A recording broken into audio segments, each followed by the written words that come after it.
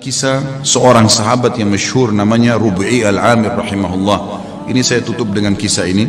Rub'i bin Amir rahimahullah adalah seorang ulama, bukan seorang ulama, salah satu pasukan perangnya Sa'ad bin Abi Waqqas yang akan masuk, yang diutus oleh Sa'ad bin Abi Waqqas untuk mendatangi Rustum. Rustum ini adalah panglima perangnya Romawi, Persia, panglima perangnya Persia.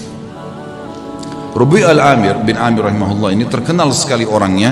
Waktu dipanggil oleh Umar bin Khattab untuk berjihad, maka dia pun mengambil panci masaknya yang dia letakkan di kepalanya karena tidak punya topi untuk berperang. Panci masak dipakai jadi topi, kemudian pisau dapur dibawa untuk berperang. Dia tidak punya pedang. Dia nunggangi keledainya yang tua, ikut di pasukan. Oleh Amir Mu'minin Umar bin Khattab disuruh jalan. Subhanallah, Sa'ad bin Abi Waqqas waktu itu diutus pasukan oleh Umar bin Khattab dengan 30.000 pasukan menghadapi 240.000 pasukan Persia. Dan Persia kaget. Waktu mereka pun tahu 240.000, mereka tidak mundur sedikit pun. Maka Rustum ini ahli perang. Dia bilang, saya mau tahu dulu bagaimana sih kekuatan 30.000 itu, kok berani benar? Seperti apa sih kekuatan mereka? Dikirimlah surat kepada Sa'ad bin Waqqas negosiasi. Datanglah 1-2 orang terus menerus negosiasi dan semuanya hampir sama perkataannya. Tapi yang paling pertama datang adalah Rub'i bin Amir rahimahullah radhiyallahu anhu. Sahabat Nabi yang mulia ini datang dengan keledainya. Dia bawa pisau dapur dan ada tombak yang dia pinjam dari temannya. Dia datang, begitu tiba di istana, kata Rustum, buat dia tidak masuk ke istana kecuali sudah hormat dengan saya, dan hiasi semua istana ini dengan emas. Semuanya, pintu gerbangnya hiasi dengan emas, semuanya taruh harta-harta gelimpangin gitu. Buat mereka mau tahu gila harta enggak ini. Semuanya bantal-bantal, semua singgasana hiasi dengan emas, semuanya taruh emas, geletakin emas di sana sini. Dibuat semewah mungkin. Waktu datang Rub'i radhiyallahu anhu, begitu melihat kejadian tersebut, dia turun dari keledainya. Lalu dia mengatakan, bagaimana dengan undangan kalian? Kata mereka, kau tidak bisa masuk kecuali kau harus menghormati Rustum. Mengatakan, wahai Rustum yang terhormat, saya pamit mau masuk. Kata Rub'i, saya tamu dan saya yang harus dipamiti untuk masuk, bukan saya yang pamit. Lalu Rub'i melihat di situ ada tikar permadani, di atasnya banyak emas. Sama beliau disengkirin emasnya. Permadana itu diambil, dipotong pakai pisaunya dia, dibelah dua, diambil, ditaruh di keledainya, dianggap sebagai ghanimah, harta rampasan perang, ditaruh sama dia. Kemudian dia mengatakan, ini pembukaan harta rampasan perang kami kalau kau tidak buka pintu gerbang. Sendirian. Dan Rub'i ini perlu anda tahu, orangnya pendek, kecil, bukan orang yang tinggi kekar. Orang-orang Persia waktu itu tinggi besar, kekar-kekar semuanya. Diberitakan ke dalam. Kata Rustum, baiklah, tutup pintu gerbang, buka sedikit saja supaya dia masuk tunduk kepada saya. Diperintahkan masuk, pintu gerbang dibuka sedikit. Memang tidak bisa orang masuk, harus tunduk. Maka Rub'i lihat, subhanallah, Allah memberikan orang beriman itu hatinya bisa melihat, dia bisa membaca, namanya firasatul mu'min. Maka dia lihat, ini pasti ada tipu daya nih. Yang dia lakukan, dia balikkan pantatnya dia balikkan keledainya, lalu dimasukkan dari balik belakang. Sehingga yang tadinya dia harus tunduk, ini dibalik, jadi bokong yang di belakang.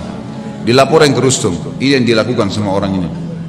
Malah sekarang dihinain. Lalu dia naik keledainya, dia jalan. Subhanallah, tuh dia jalan, dia tidak turun dari keledai. Keledainya dimasukkan di istana Rustum dengan karpet-karpet yang mewah. Pisau dapurnya dipakai, bolong-bolongin bantal tuh semua, bantal-bantal yang mewah.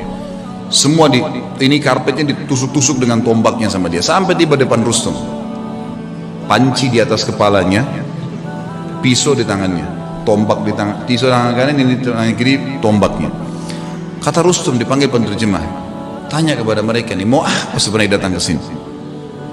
Terjemahkan, hai orang-orang Arab, kalian kan dulu di padang pasir, tidak punya apa-apa kecuali gembala kambing. Untuk apa kalian datang ke sini? Kalau kalian butuh harta, sebut saja, kami akan kasih pulang. Kalau kalian butuh gembalaan, kami kasih berapa bun unta dan kambing yang kalian mau. Kalau kalian ingin jabatan, kami akan jadikan, pilih siapa yang terbaik, kami akan jadikan sebagai pemimpin kalian dan kami akan kasih gaji. Lalu jawaban Rubi'i rahimahullah, ini orang kalau sudah mengenal Tuhannya, dia mengatakan, kami datang dari sana tidak butuh dengan harta yang sedang kau pamerkan ini, dan kami datang mengeluarkan seluruh hamba termasuk kamu dan kami dari menyembah makhluk kepada menyembah pencipta sang makhluk. Itu saja. Kalau kau patuh, maka kau dengan kerajaanmu, kami akan pulang. Hukum Allah, berhenti menyembah, karena waktu itu raja mereka Kisra dianggap Tuhan. Berhenti menginjak Kisra. Kisra pun tetap dengan kerajaannya, kau tetap sebagai panglima perangnya, semua kau milikin, tidak ada yang hilang di sini. Cuma itu saja. Kemudian kami pulang. Lalu kata si Rustum, baiklah kalau gitu, izinkan kami berfikir, mungkin butuh waktu. Kata Rubi'i, berapa lama kalian butuh? Sehari, 2 hari? Kata Rustum, tidak, mungkin kami butuh 2 bulan, 3 bulan berfikir, musyawarah dulu. Kata Rubi'i, saya hanya kasih kalian waktu maksimal 3 hari, karena pemimpin kami Nabi SAW mengizinkan musuh berfikir 3 hari maksimal, tidak boleh lebih daripada itu. Kata Rustum, terjemahkan ke orang ini siapa pemimpin mereka? Kata Rubi'i, terjemahkan, kau pemimpinnya? Dia bilang bukan, saya pasukan yang paling di belakang gitu. Saya ini pasukan yang paling biasa, prajurit yang paling biasa. Kata Rustum, terjemahkan lagi, kenapa kok bisa ambil keputusan begitu? Dia bilang, dijawab sama dia, karena agama kami mengajarkan dari pemimpin muslim sampai masyarakat biasanya keputusannya satu. Kalau saya sudah berikan amanah, keamanan, semua harus patuh terhadap pemimpin saya. Muslim semua begitu, kami satu jasad. Kata Rustum, baiklah, izinkan pulang orang ini. Begitu diizinkan pulang, kata Rustum, tulis surat kepada Kisra, ini yang sedang kita hadapin nih, semuanya 30.000 manusia yang kayak gini nih. Ini untuk dihadapin susah nih. Gak bisa, keras, tegas, dan memang maunya, gak bisa. Harus begitu. Tidak ada jalan lain, urusan tangan Anda, berperang atau kita mengalah saja. Ini gak bisa. Karena Kisra gak berhadapan sama pasukan muslimin, dianggap kuat, udahlah pasukan, perang aja, lawan gitu kan. Yang kasihan terjadi peperangan tentunya. Tapi yang kita ambil pelajaran bagaimana Rubi'i radhiyallahu anhu, teman-teman. Orang kalau mengenal Allah, harta jadi kecil buat dia ya. Semua apapun yang Allah haramkan ditinggalkan, seindah apapun itu.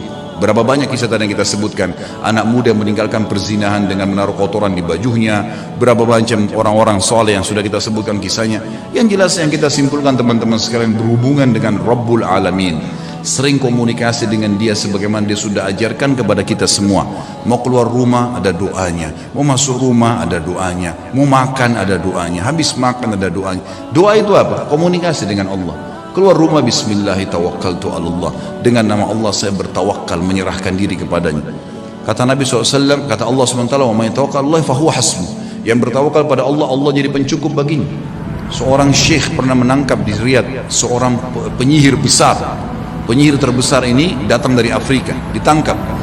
Waktu ketangkap, dia tanya syekhnya, saya nonton cuplikannya, dia bilang, bagaimana anda bisa menangkap saya? Padahal saya menaruh ribuan jin di depan saya.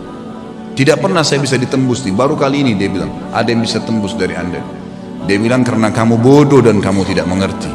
Kalau saya keluar dari rumah saya tadi, saya membaca apa yang diajarkan oleh Rasulullah SAW, bismillahi tawakkaltu Allah, saya bertawakal kepada Allah, dengan nama Allah saya tawakal kepada Allah, la haula wa la quwata illa billah, tidak ada yang kekuatan kecuali milik Allah. Dan saya yakin dengan doa saya, dan kata Nabi SAW, siapapun yang membaca doa itu pada saat keluar rumah, semua syaitan yang menemuinya akan berkata, orang ini tidak bisa kita ganggu karena Allah sudah lindungin.